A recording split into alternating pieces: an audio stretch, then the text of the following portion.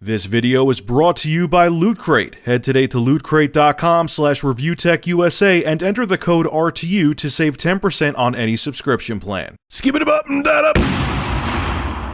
So there's an interesting article coming from DualShockers.com. I'll have a link below in the description. And they actually looked at this study from Juniper Research, which I tried to look at myself, but they want you to pay a decent amount of money to look at it, so I couldn't.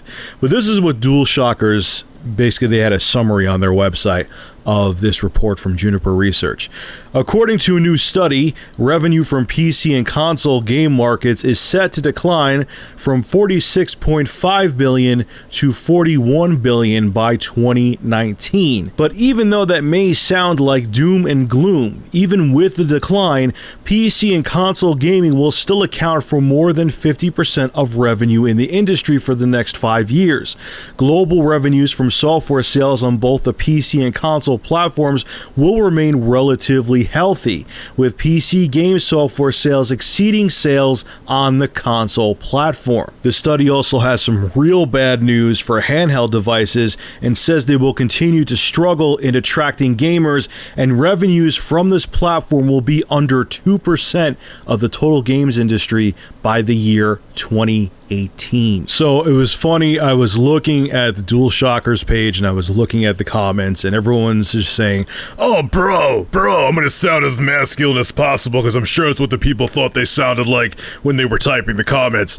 I smell bullshit in this article, bro. PC gaming for life, AAA games for life, consoles for life.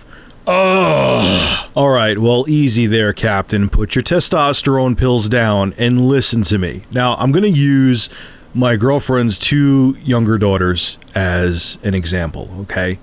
Right now, they're 8 and 9, and they play Minecraft on the Xbox 360. They play, like, Plants vs. Zombies. They play light, casual games, alright? But they're playing on consoles because they're young.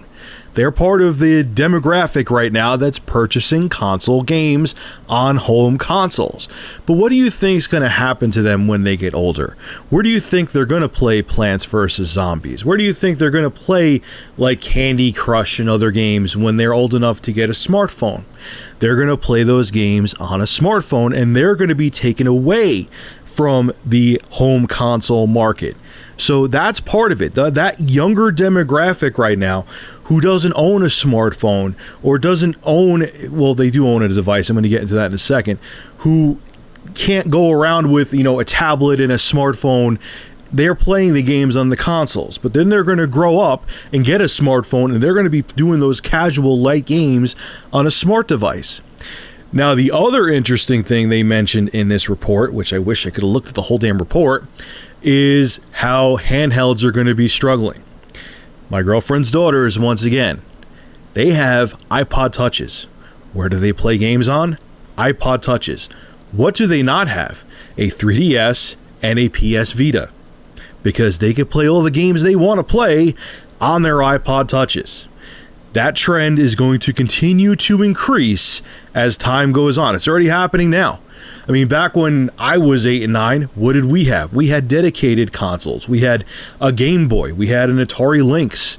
Well, I had an Atari Lynx and no one really else had one, but there was a reason to have a portable console back then. But now, they listen to their music on their iPods. They play games on their iPods. They watch YouTube on their iPods.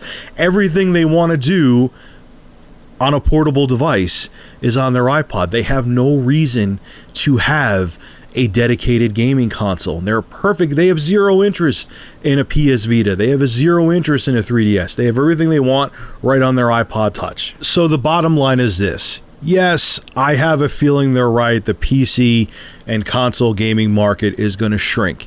But AAA games and those hardcore games are never going to go away. How we will consume them may change. You may not always have a dedicated console at home, but the AAA gaming experience is here to stay, so don't lose any sleep over that. On the flip side, though, dedicated portable gaming consoles, I truly do feel their days are numbered, and I think in the somewhat near future, I have a feeling portable, dedicated gaming consoles are completely going to fade away because they're just not going to be profitable for companies like Sony and Nintendo to keep investing in. Mark my words. Alright folks, this is Rich of Review Tech USA. Make sure to rate, comment, favorite, and subscribe. And as always, thank you for supporting my channel. Have a good one.